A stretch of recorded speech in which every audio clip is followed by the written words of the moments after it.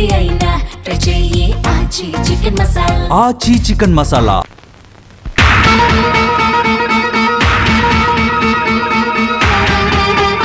నీ పెళ్ళానికి మంచి మంచి సంబంధాలు వస్తున్నాయిరా. ఇప్పుడు ఆ మాట్లాడింది నూజివీడి జమీందారు గారు బయట. రేపే నీ పెళ్ళానికి పెళ్లి చూపులు. ఎంతైనా ఆవిడ మాజీ భర్త కదా, లోకం నోరు ముయించడం కష్టమేమో. ఈ పరువు పోయే పని నేనేం చేశాను? మీరు కాదంటే నేను మరో నీడ వెతుక్కుంటున్నాను అంతేగా. ఆడదాన్ని ఎప్పుడూ ఒక వస్తువుగానే చూస్తున్నాను. నువ్వు హద్దు మీరి మాట్లాడుతున్నావు. కోర్టులో విడిపోయేదాకా నువ్వు నా పెళ్ళానివే. తలుచుకుంటే నేనేమైనా చేయగలను.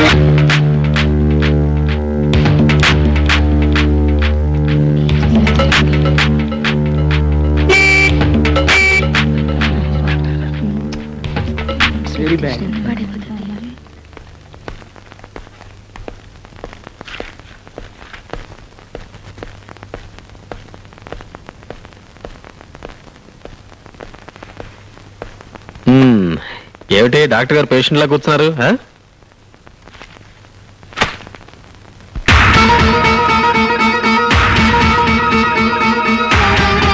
నా పేరు వసంత. ప్రస్తుతం డాక్టర్ వేణుగోపాల్ గారి భార్యని. 15/7/94న మేమిద్దరం కోర్టు ద్వారా విడాకులు తీసుకోబోతున్నాం. మరుసటి రోజు నేను ఇంకో పెళ్లి చేసుకోవాలనుకుంటున్నాను. అందుకు నాకు వరుడు కావాలి. 5 అడుగుల 6 అంగుళాల ఎత్తు, 25 సంవత్సరాల వయసు, కులమతాల పట్టింపు లేదు. నాకు 30 లక్షల ఆస్తి ఉన్నందున మీ సంపాదన ముఖ్యం కాదు. చదువు కన్నా సంస్కారం ముఖ్యం. అందం కన్నా భార్యను అర్థం చేసుకోవడం ముఖ్యం. అర్హతున్న మగాళ్ళకి ఇదే నా విజ్ఞప్తి.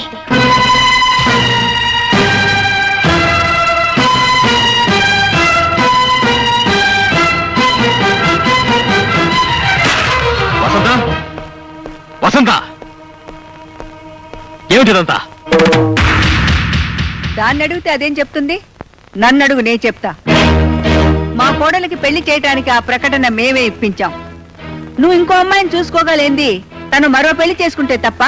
మగాడికొక రూలు, ఆడదానికి ఒక రూలా? చేసుకోమనమా, కానీ పెళ్లి కోసం ఇలా బజార్న పడాల్సిన అవసరం లేదు. కరెక్టరా. నువ్వంటే మగాడివి, బజారంటి వాళ్ళతో 10 మంది ఆడపిల్లలను చూస్తావు. నీ ఇష్టం వచ్చిన అమ్మాయిని సెలెక్ట్ చేసుకుంటావు. సారీ, ఆల్రెడీ సెలెక్ట్ చేసేసుకున్నావు కదా.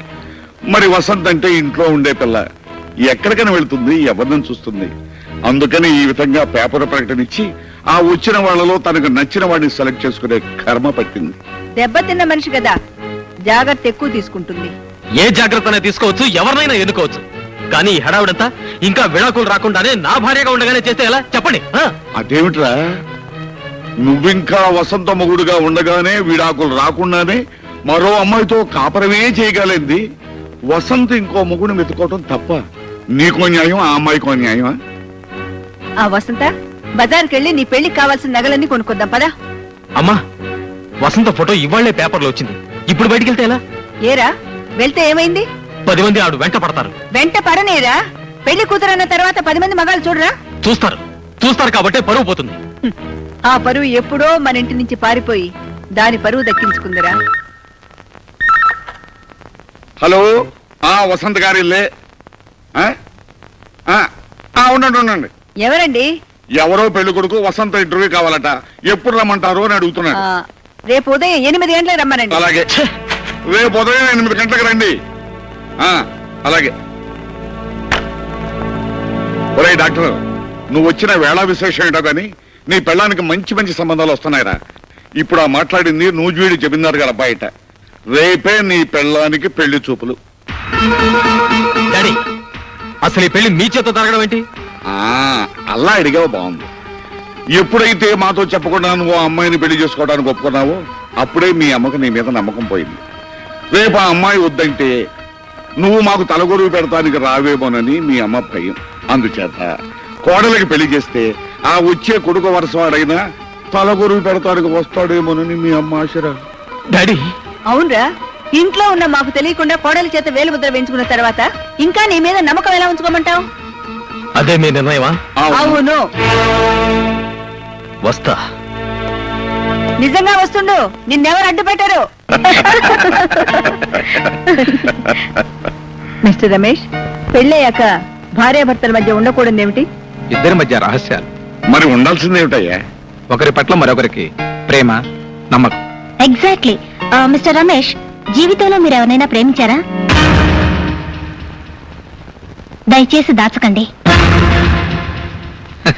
ప్రేమిస్తే దాచుకునేంత పిరికివాణ్ణి కాను, పెళ్ళాన్ని మోసం చేసేంత దౌర్భాగ్యుణ్ణి కాను. మీరు ప్రకటించిన 30 లక్షల ఆస్తిలో ఈ ఇల్లు కూడా ఉందా? ఉంది.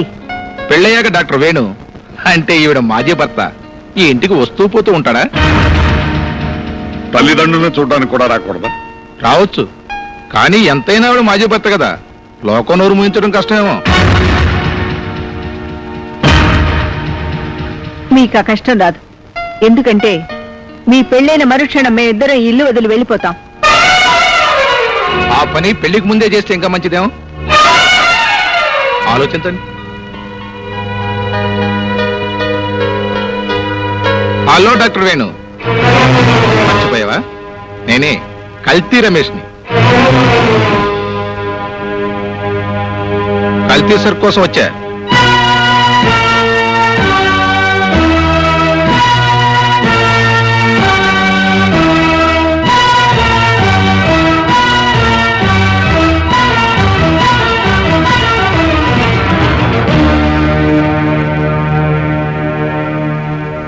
మేము ఒక నిర్ణయం తీసుకున్న తర్వాత మీకు కబురు చేస్తాం. ఇక మీరు వెళ్ళండి.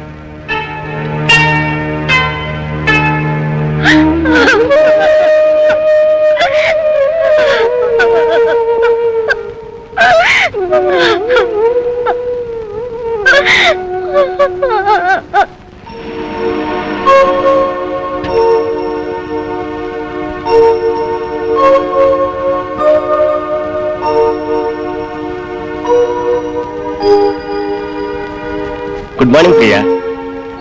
Good morning. ఏం డాడీ, ఇంటి దగ్గర ఏం తోచడం లేదా? ఏ ప్రాక్టీస్ లేని చోటుకొచ్చి నువ్వు ఏం చేస్తున్నావో చూడాలని వచ్చానమ్మా. గతాన్ని తెలిసి విచారించకమ్మా, బ్రతకాల్సింది భవిష్యత్తులో. అవునమ్మా, అందుకని రేపే మీ పెళ్లి, ప్రయాణం కూడా. పెళ్ళా? పెళ్లి ఇక్కడ ఎలా కుదురుతుంది డాడీ? అసలు ఆయన అమెరికాకు వచ్చేందుకు ఎలా కన్విన్స్ చేయాలో తెలియడం లేదు. ఇప్పుడున్న పరిస్థితుల్లో తప్పకుండా ఒప్పుకుంటాడమ్మా.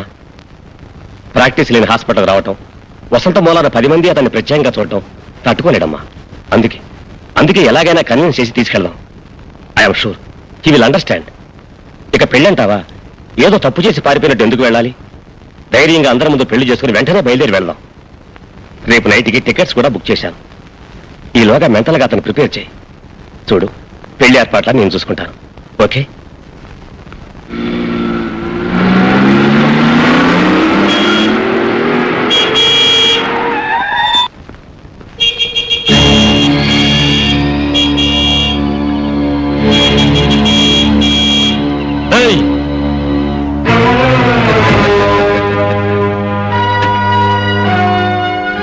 హలో బాస్, సూపర్ గా ఉంది నీ పెళ్ళం. రాత్రుళ్ళు నిద్ర పట్టడం లేదు. కాస్త రికమెండేషన్ లెటర్ రాసు. 1 గంట సేపే మీ ఆవిడతో ఇంట్రో చేసి వస్తా. అదే నీ అప్పుంచుకోను. నాకు నీ భార్యతో పెళ్ళయ్యాక నీకు 1 రోజు ఇస్తా. మమ్మల్ని కొట్టడం కాదురా, నీ పొగరు, నీ ప్రతాపం నీ పెళ్ళం దగ్గర చూపించరా. నీకే దమ్ముంటే నీ పెళ్ళం విడాకులు తీసుకోకముందే మొగుడు కావాలని పేపర్కి ఎందుకు ఎక్కుతుందిరా? నాకు పెళ్ళం ఉందిరా, అది రోడ్డున పోయేవాడిని కన్నెత్తి చూస్తే దాని గుడ్లు పీకేస్తాను. నాలాగా నువ్వు మగాడివైతే ఇంట్లో ఆడదాన్ని అదుపులో పెట్టుకోరా. అరుస్తున్నారు, ఏం జరిగింది? ఏం జరిగినా నీ వల్లే జరిగింది. దీనికంతటికి కారణం నువ్వే. నువ్వు చేసిన పని వల్ల 10 మందిలో నా పరువు పోయింది. మీ పరువు పోయే పని నేనేం చేశాను? మీరు కాదంటే నేను మరో నీడ వెతుక్కుంటున్నాను, అంతేగా. మీరు తిని పారేసిన విస్తరాకు ఎలా ఎగిరిపోతే మీకే. Shut up! నీ పిల్లల్ని నేను పెళ్లి చూపులు చూశాను, నాకు నచ్చింది, బాగా కోఆపరేషన్ చేస్తున్నాను 10 మంది వెక్కిరిస్తుంటే మీరు తట్టుకోగల శక్తి ఏ బాగాడికి ఉండదు. అవును, మరో ఆడదాని పక్కలో మొగుడిని చూసి తట్టుకునే శక్తి ఆడవాళ్ళకు ఉండాలి, అంతేగా మీరు అనేది. అది ఎందుకు జరిగిందో, ఎలాంటి పరిస్థితుల్లో జరిగిందో కూడా చెప్పాను. చెప్పినంత మాత్రాన నా గుండె మంట చల్లారిపోతుందా? ఇంట్లో ఆడదాని కాదని తిరిగే ప్రతి మగాడి భారీ మనసు ఓ అగ్నిగుండమే. భర్త ఇష్టపడే ఆడదానిలో ఉన్నదేంటి, తనలో లేనిదేంటి అనే భావం ప్రతి ఆడదాని గుండెని రంపోలా కోసేస్తుందండి. ఆ బాధ అనుభవించే ఆడదానికే తెలుస్తుంది. ఏం బాధపడ్డా నాకు విడాకులు ఇవ్వడానికి అంగీకరించిన తర్వాత ఈ ప్రచారాలు ఎందుకు, ప్రకటనలు ఎందుకు? మరో భర్త కోసం. ఏ చేసుకోవద్దంటారా? చేసుకోకుండా మిమ్మల్ని ప్రియని కలిపి సుమతి లాంటి పతివ్రతాన్ని పేరు తెచ్చుకోమంటారా? మీ మగవాళ్ళు శ్రీకృష్ణులా ఉండాలి, ఆడవాళ్ళు మాత్రం సీతలా ఉండాలి, అంతేగా? నేను చాలా పొరపాటు చేశానని నాకు ఇప్పుడు అర్థమైంది. మట్టి పిసుక్కుంటూ బతికేదాన్ని మహాను. నిజమే, నన్ను మహారాణి చేశారు. ఎంతవరకు? మీ మనసులో ఉన్న పట్టపురాణి తిరిగి వచ్చే వరకు. ఆ తర్వాత నన్ను వేషం విప్పేసి వెళ్ళిపోమన్నారు. రేపు మరో రాణి వస్తే తను కూడా మాజీ రాణి అయిపోతుందని తెలుసుకోలేకపోతుంది ఆ ప్రియ. వసంత వసంత అని కాదు, వసే ఆర్దానా అని పిలవండి. ఈ ఆర్దైనా ఒకటే. యుగాలు మారినా ఆర్దాని చరిత్ర మారలేదు. తన గొప్పతనం కోసం పెళ్లాన్ని అడవికి పంపినవాడు ఒకడు, తన వ్యసనం కోసం పెళ్లాన్ని జోదం ఆడినవాడు ఒకడు, తన మాట నిలబెట్టుకోవడం కోసం పెళ్లాన్ని అమ్మేసినవాడు ఒకడు. వాళ్లే మీ మగాళ్ళకి ఆదర్శం. ఆర్దాన్ని ఎప్పుడూ ఒక వస్తువుగానే చూస్తున్నారు. నువ్వు హద్దు మీరు మాట్లాడుతున్నావు. అదే అదే ఆ హద్దుల్లోనే మీరు ఆడదాన్ని ఉంచుతున్నారు. ఆడది నోరు విప్పితే నీటి తప్పిన మీ బతుకులు బజార్ను పడతాయని మీకు భయం. అందుకే ఆడదానికి పాతివ్రత్యపు సంఖ్యలు బిగించి మగాడు మాత్రం తిరుగుబోతవుతున్నాడు. అంటే నేను తిరిగిపోతున్నా? భార్యను వదిలేసి మరో ఆడదాంతో తిరిగే మగాడిని అలాగే అంటారు. మరొక మాట మాట్లాడబట్టే చంపేస్తాను. నన్ను చంపడానికి కొట్టడానికి మీకే అధికారం ఉంది. నువ్వు నా పెళ్ళానివి. విడాకుల పత్రం మీద నా చేత వేలిముద్ర వేయించిన నాడే మన బంధం తెగిపోయింది. కోర్టులో విడిపోయేదాకా నువ్వు నా పెళ్ళానివే. తలుచుకుంటే నేనేమైనా చేయగలను. ఏం చేస్తావు? పెళ్ళమైనా సరే ఇష్టం లేకుండా చేయవేయడానికి వీలేదు. వదలండి. వదలను. ఏం చేస్తావే? మీరేం చేసినా నోరు ముసు కూర్చోడానికి నేనేం పాత వసంతరు కాను. పశువులా ప్రవర్తించకండి. నువ్వు బ్లడీ నన్ను పశువు అంటావా? పశువులాగే ప్రవర్తిస్తాను.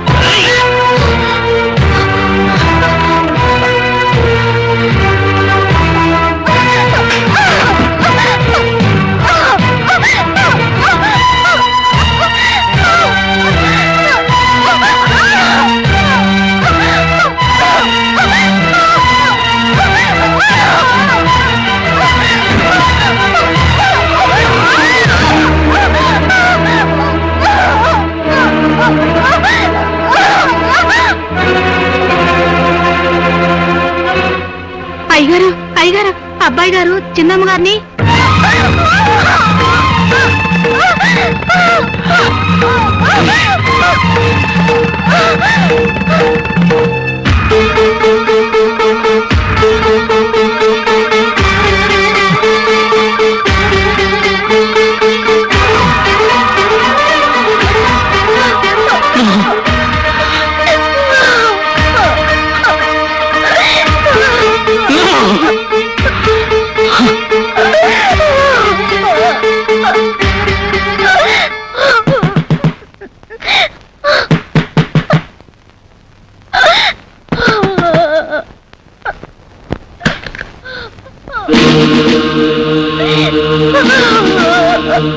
ఇన్స్పెక్టర్, ఆ రాస్కల్ ఆ అమ్మాయిని బలవంతం చేయబడ్డాడు.